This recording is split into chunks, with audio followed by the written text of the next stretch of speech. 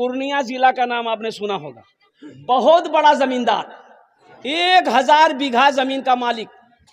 कारोबार क्या था? सूद का कारोबार था। लोगों को सूद खाली देता था। उसका सिपाही था, नौकर था, सूद वसूलता था, नामी आदमी था। नाखून काट रहा था, थोड़ी सी उंगली कटी, दर्द काफी बढ़ गया। शाम तक देखते हैं उंगली फूल गई। मेडिकल से दवाई लाया, दवाई खाया, आराम नहीं, पूरी रात बेचैन रहा।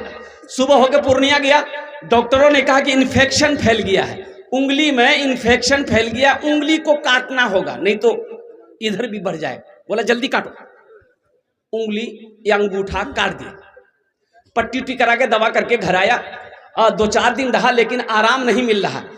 पट्टी जब खोलता था ना तो बज बज करता था घाव, दिन ब दिन मर्ज बढ़ता गया। पूर्णिया के बड़ा डॉक्टर को दिखाया तो डॉक्टर ने कहा कि इन्फेक्शन बहुत बढ़ गया है, यहां से बाजू काटना होगा। बोला जल्दी काट। पट्टी उट्टी करके घर आया, आराम नहीं है, हफ्ता दिन हो गया। किसी ने मशवरा दिया, लगता बड़ी बीमारी है, बड़ा डॉक्टर से मिलो, पटना जाओ। पटना चला गया, वहां चेकअप वो हुआ तो डॉक्टरों ने कहा कि माफी चाहते हैं, आपका इन्फेक्शन बहुत बढ़ गया, यहां से हाथ काटना होगा। बोला जल्दी काटो। दवाई वाई लेके घर आया, आराम नहीं। लोगों ने मशवरा दिया बंबई भागो। बंबई गया, बड़े डॉक्टरों से मशवरा किया तो डॉक्टरों ने कहा कि बड़ी बीमारी है, इन्फेक्शन बहुत बढ़ गया, कैंसर हो जाएगा, यहां से हाथ काटना होगा। बोला जल्दी काटो। यहां से हाथ कट गया, यहां से हाथ कट गया और वहां से इलाज करके घर आया।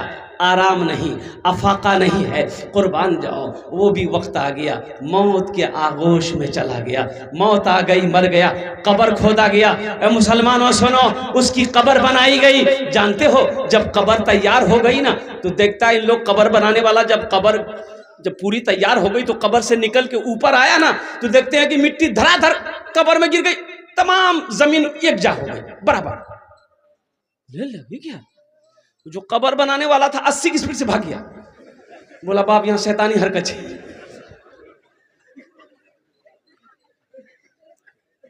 वो घर वालों को कहा कि देखा हमारा कब्र बने लहान, आज जीरम का कब्र बनाएंगे निकल लहान, सब मिट्टी बराबर भागी और हम कब्र नहीं बने लगी वहां कोई हरकत थी। वहां तो कहने ने हरकत नहीं जी, हो गई मिट्टी ढीला, मिट्टी वो यह लगा गिरी पड़ली, सुखा जेठिया सुखा चे टीलो जहां थी वही कब्र बनाओ।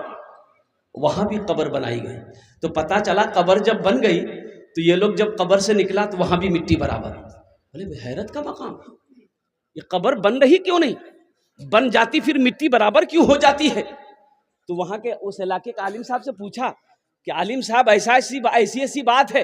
तो आलिम साहब वाकिफ थे, उसकी हरकत से वाकिफ थे कि ये सूदी कारोबार चलाता है, एक नंबर का बखील है, अल्लाह का नाम लेने वाला नहीं है, कुर्बान जाओ। उन्होंने कहा कि बाबू देखो ऐसा करो, तुम लोग उसका बेटा हो? बोला हम लोग बेटा हैं। तो बोला ऐसा करो, तुम्हारे बाप की कब्र अगर पूरे हिंदुस्तान में भी बनाओगे ना नहीं बनेगी, नहीं बनेगी। जमीन नहीं चाह रही है कि उसका जिस्म मेरे अंदर आए, गड्ढा खोदो, डाल दो, मिट्टी बराबर कर दो, दुआ करो अल्लाह उसके गुनाहों को माफ फरमा दे।